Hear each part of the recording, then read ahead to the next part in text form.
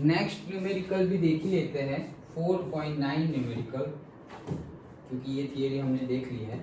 सो 4.9 numerical में क्या बोल रहा है, देखो क्या बोल रहा है। एग्जाम्पल 4.9 में the horizontal component of the earth's magnetic field at a certain place पर अर्थ के मैग्नेटिक फील्ड का हॉरिजॉन्टल कंपोनेंट, उसकी वैल्यू गिवन है। एग्जाम्पल कौन सा है, 4.9।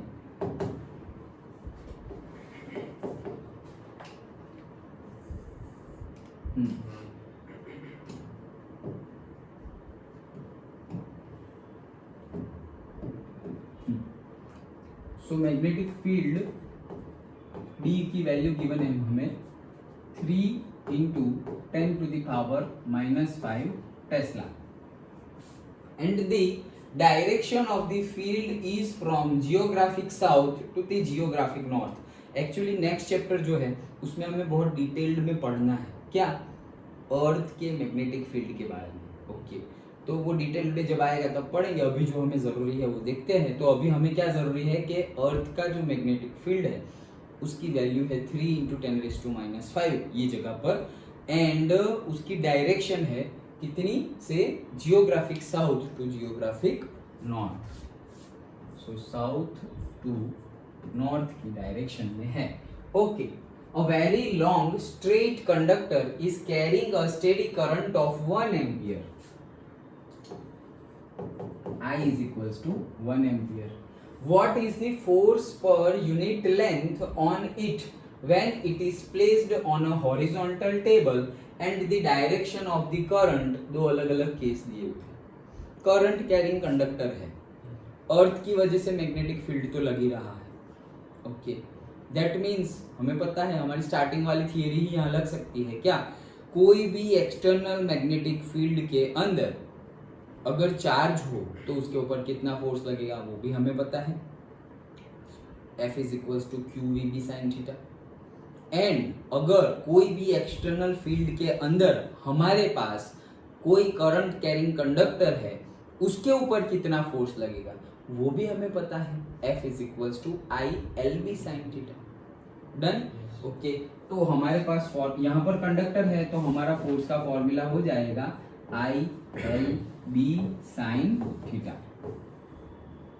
ओके, ये हमारा फोर्स का फॉर्मूला है। अभी हमें ढूंढना क्या है, what is the force per unit length. अच्छा, तो हमें F/L ढूंढना है, हमें ढूंढना है F/L। तो फिर मिलेगा क्या यहाँ पर, IB sin थीटा। ओके, ठीक है, और I और B की वैल्यू तो गिवन है। ओके, फर्स्ट केस देखते हैं।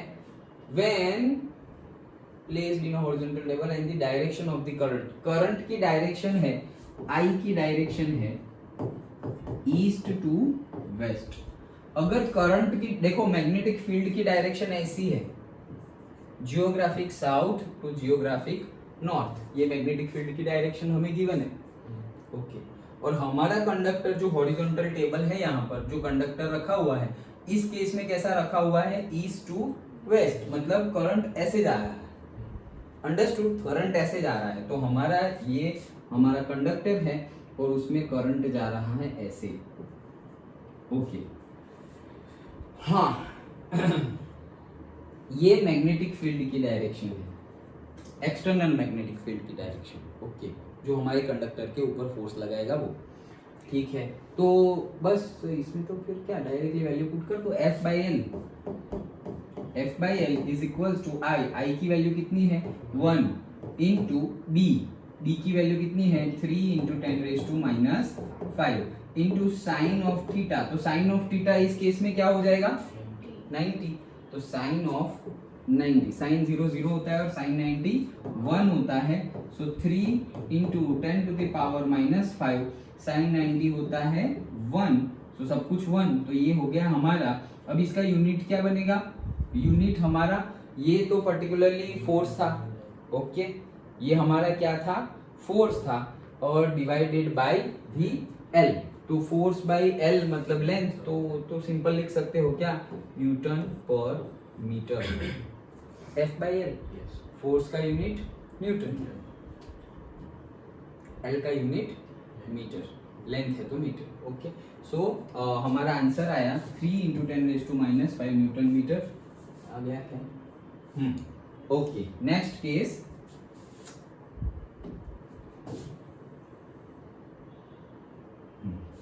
Next case B. Case B क्या बोल रहे हैं, साउथ टू नॉर्थ करंट की डायरेक्शन होगी south to north. So that means कि हमारा जो मैग्नेटिक फील्ड की डायरेक्शन है, मैग्नेटिक फील्ड की डायरेक्शन वो geographical south to geographical north है। और अब जो हम ये टेबल के ऊपर ये रख रहे हैं, अभी ऐसा रखा हुआ था लेकिन कंडक्टर को अब हम ऐसे रख रहे हैं, क्यों, क्योंकि बोला है करंट की डायरेक्शन साउथ टू नॉर्थ है, मतलब ऐसे अंदर जा रहा है, तो हमें दिखेगा ही नहीं वैसे। डन, तो जियोग्राफिक साउथ टू नॉर्थ और करंट की डायरेक्शन भी साउथ टू नॉर्थ, वही बोला है ना। यस, करंट की डायरेक्शन भी साउथ टू नॉर्थ और मैग्नेटिक फील्ड की डायरेक्शन भी south to north. Done, okay. तो अगर हम ऐसे सोचे, ये प्लेन ऑफ पेपर ले, ये प्लेन ले, तो जियोग्राफिक साउथ ये है, जियोग्राफिक नॉर्थ ये है। ओके, और टेबल पे हमने अभी ऐसा रखा हुआ था, ऐसा से ईस्ट टू वेस्ट ऐसे करंट जा रहा था, ये ऐसे, ओके, ऐसे रखा हुआ था। और अब हम कैसे रख रहे हैं, south to north current flow हो रहा है, तो मतलब south to north magnetic field की डायरेक्शन है और करंट की डायरेक्शन भी वही आ गई। Done, okay. तो करंट की डायरेक्शन भी अभी इसके ऊपर कैसे रखे, लेकिन समझ रहे हो ना। ओके, ये हमारा ऐसा समझो, ये ईस्ट है, ऐसे इंडिया का मैप ले लो, ये इंडिया है ऐसा समझो, तो ये ईस्ट है, वेस्ट बंगाल, ये वेस्ट है हमारा गुजरात, ओके, ये नॉर्थ है और ये साउथ है। फिर ऐसे कर दिया मैंने, इसके ऊपर ये टेबल बन गया। अब इसके ऊपर मैंने कंडक्टर रख दिया, ईस्ट टू वेस्ट जा रहा है, ऐसे ही था ना, तो ईस्ट टू वेस्ट कंडक्टर, तो ईस्ट टू वेस्ट इसमें से करंट फ्लो हो रहा है, तो 90 डिग्री बन गया। और अब जा रहा है साउथ, करंट जा रहा है साउथ टू नॉर्थ, तो geographical south to geographical north और करंट का डायरेक्शन भी वही है, सेम डायरेक्शन हो गई। तो उसी डायरेक्शन में है हमारा कौन, करंट, करंट की डायरेक्शन भी क्या है, साउथ टू नॉर्थ। सो क्या होगा, same F by L is equals to I B sin theta. So I कितना है 1, B कितना है 3 इंटू 10⁻⁻5 और साइन दोनों सेम ही डायरेक्शन में है तो 0, दोनों सेम ही डायरेक्शन में है तो थीटा 0, तो साइन 0 की वैल्यू तो 0 होती है, ये तो 0 होती है, मतलब हमारा आंसर आ गया क्या 0 और न्यूटन पर मीटर। डन, यही फाइंड करना था, बस इतना ही फाइंड करना है। When case F is equals to 0, hence there is no force on the conductor। अगर ऐसे रखा तो कंडक्टर के ऊपर कोई भी फोर्स लगेगा नहीं, और अगर ईस्ट टू वेस्ट वाला कंडक्टर रखा तो उसके ऊपर इतना फोर्स लगेगा 3 इंटू 10⁻⁵। यू कैन सी कितना कम फोर्स है, 3 इंटू 10⁻⁵ मतलब 0.00003, उतना कम फोर्स लग रहा है। किसकी वजह से, अर्थ की मैग्नेटिक फील्ड की वजह से। कहीं पर भी हमने टेबल रखा हुआ है, यहाँ पर सपोज टेबल रखा हुआ है और कंडक्टर ऐसे यहाँ पर ही जा रहा है, तो अर्थ की मैग्नेटिक फील्ड की वजह से यहाँ पर फोर्स तो लगेगा ही, एक्सटर्नल मैग्नेटिक फील्ड, लेकिन उसकी वैल्यू इतनी कम है। मतलब अर्थ के इनसाइड में ऐसा नहीं बोलेंगे, इनसाइड तो कैसे हम बोलेंगे, सरफेस पर ही बोल सकते हैं हम, तो अर्थ की सरफेस पर है ना, तो अर्थ की सरफेस पर ही बोलेंगे। इनसाइड में तो चेंज हो जाएगा, और हम तो इनसाइड जा ही नहीं सकते। इनसाइड हम कैसे जाएंगे, क्योंकि हम ये एक्सपेरिमेंट कर रहे हैं, तो इनसाइड हम कैसे जाएंगे, इनसाइड भी मैग्नेटिक फील्ड तो होगी, उसी की वजह से तो हमारी टेक्टोनिक प्लेट्स एंड ऑल सब कुछ हिल रहा है, वो तो जियोग्राफी का पार्ट है। अंडरस्टूड। तो इसमें कुछ नहीं, यहाँ पर भी अगेन फॉर्मूला ही वर्क कर रहा है, F is equals to ILB sin theta. Again जो हमने लास्ट थियरी में टॉपिक जो पढ़ा था, क्या था उसमें, दो कंडक्टर है, दोनों में से करंट जा रहा है, दोनों में से करंट जा रहा है। सो इसमें से जो करंट जा रहा है उसकी वजह से मैग्नेटिक फील्ड प्रोड्यूस होगी B1। ये B1 ये I2 और से कंडक्टर 2 और से ये X है और ये Y, तो ये B1 Y के ऊपर फोर्स लगाएगी। डन। तो वो ऐसे था। और ये B2 X के ऊपर फोर्स लगाएगा, वो ऐसे था। तो हमने बोला कि दोनों फोर्स ऐसे लग रहे हैं और फोर्स का फॉर्मूला भी I1 I2 वाला लेके आ गए थे हम। ओके, सो उसका मीनिंग क्या था कि अगर ऐसा है तो दोनों वायर क्या करेंगे, एक दूसरे से अट्रैक्ट करेंगे। वो कल हमने देखा था। ओके, और फिर लास्ट केस वैसा भी देखा था कि अगर बहुत लंबा कोई वायर हो और दूसरा छोटा वाला वायर हो तो क्या होगा। Okay, done. बट यहाँ पर वो केस आएगा ही नहीं। क्यों? क्योंकि मैग्नेटिक फील्ड तो जो एक्सटर्नल मैग्नेटिक फील्ड है वो कोई वायर की वजह से नहीं है, यहाँ तो अर्थ की मैग्नेटिक फील्ड की बात की है।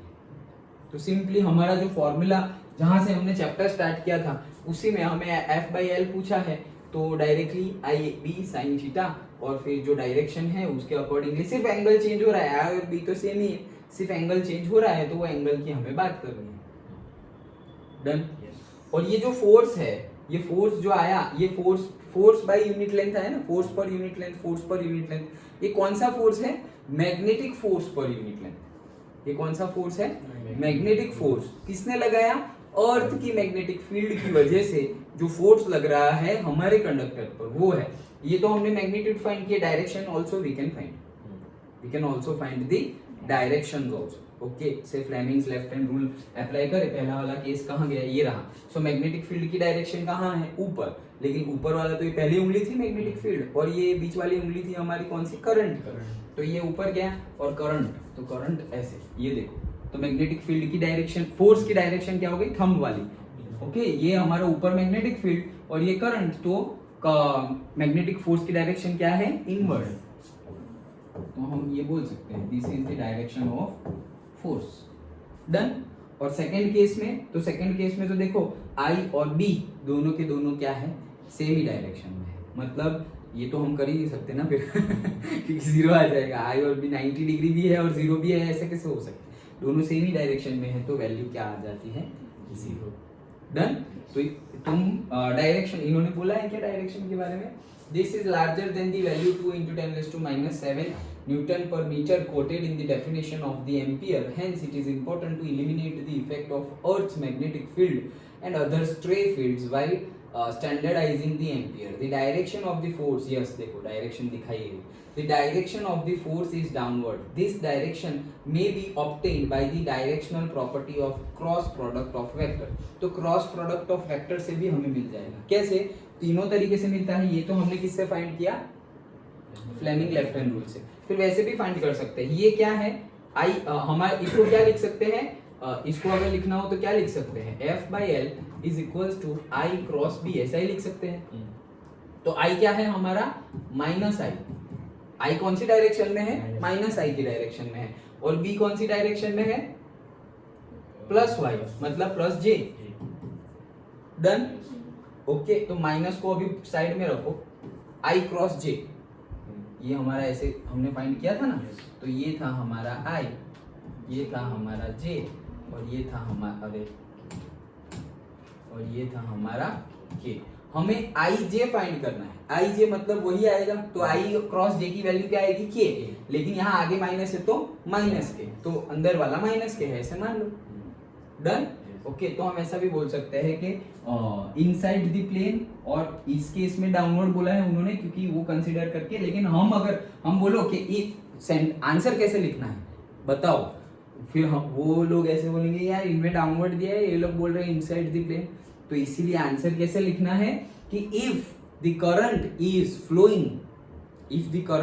Flowing in the negative x direction and magnetic field direction is in the positive y direction, then the direction of the magnetic force will be inside the plane or say negative z axis.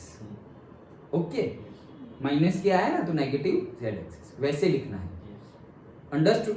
Okay, हाँ चलो, that's it. तो यही था numerical. Okay, तो ये तीनों तरीके से हम फाइंड कर सकते हैं। देखो ये कैसे फाइंड किया? ये लेफ्ट हैंड रूल से फाइंड किया।